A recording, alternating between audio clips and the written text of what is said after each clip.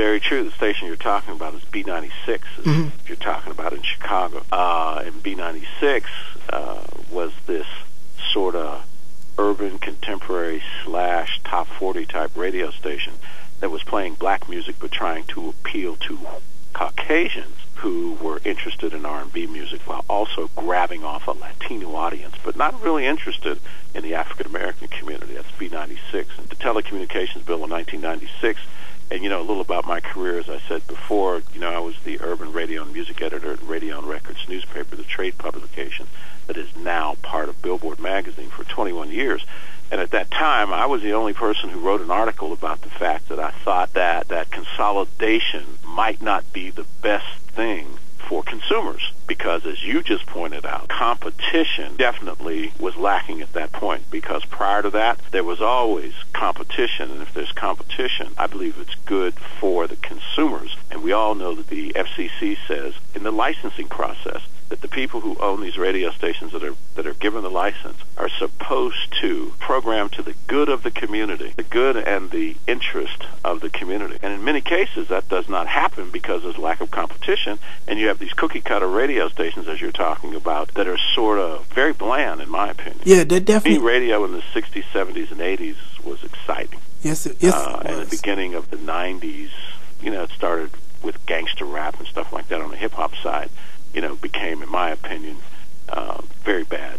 Yeah, yes, it was, because when I interviewed another radio influence and legend in the world of radio, Donnie Simpson, he also agreed with what you're saying about how he doesn't like the current state of radio and how it's narrowly shaping away the musical diversity in the consumer and in radio, because they're just concerned about the bottom line and advertising dollars and those Arbitron books. And Donnie, he may have told you, you mentioned me as one of your people that has influenced you in radio.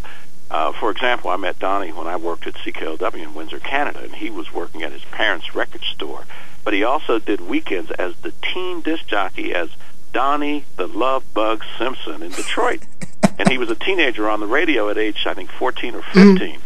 And I took a liking to him and stayed in touch with he and his mother and father. And the long and the short was, when I was with NBC, and I was getting disgruntled with being a talent because I wanted, as an African-American, to prove, as I put it, that I had a brain for business.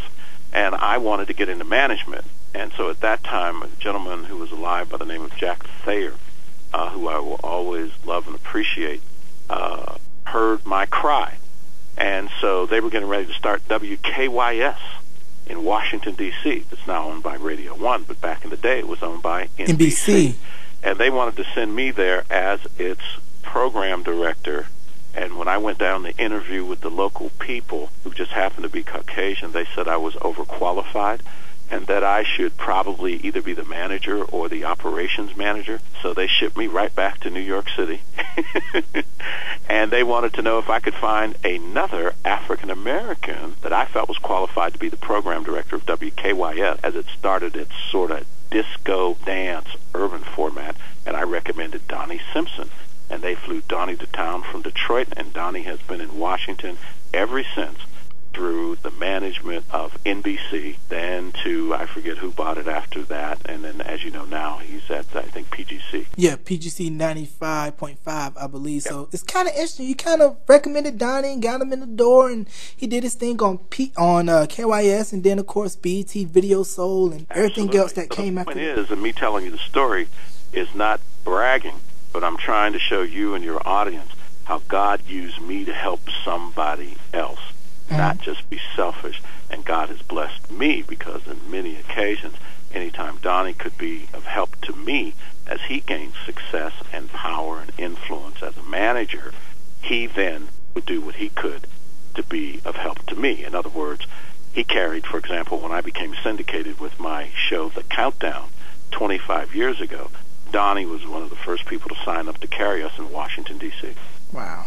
Now, how did that come about, the syndicated show, The Countdown, then, of course, gospel tracks? To make a long story short, I was blessed to meet Norman Pattis, who is the chairman of the board and the founder of the Westwood One radio network. And Norman was a huge fan of mine as a talent. And I met him at Radio and Records newspaper because he was friendly with the two owners of Radio and Records newspaper. And he said to me, if you ever have an idea, he says, please do not go to my competition. come to me first and talk to me about it. He said, maybe we could get in business together. I went to see him approximately 2 weeks after that, told him my idea. He liked the idea, and he said, how do you want to do this? And I said, what do you mean?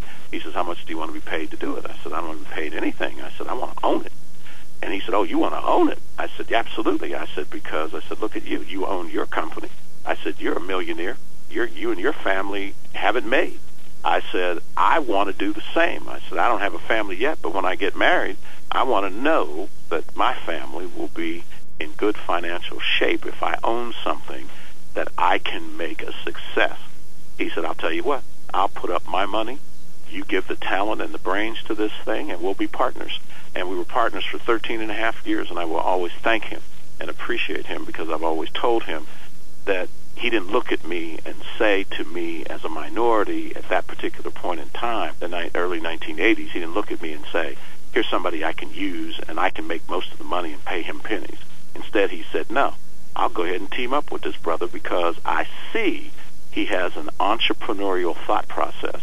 And so I will always thank him and love him, because here was a Jewish gentleman as a broadcaster who didn't just say, let me make the money.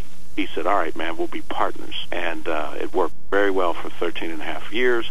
And I wanted to start our gospel program. And some of the management had changed under Mr. Pattis at Westwood One, and they didn't see maybe the value of what I was doing in my gospel thing. So I went ahead and tried that by myself, and God has blessed it. Mm-hmm. Yes, he definitely has. Because I remember listening to the countdown when it was on every Saturday morning. It was like, this is Walt Baby Love and the countdown. And coming up next, we have an interview with Anita Baker and find out whether Luther will be #1 this week on the countdown. Absolutely. And matter of fact, the countdown is the longest running urban radio syndicated program in the country.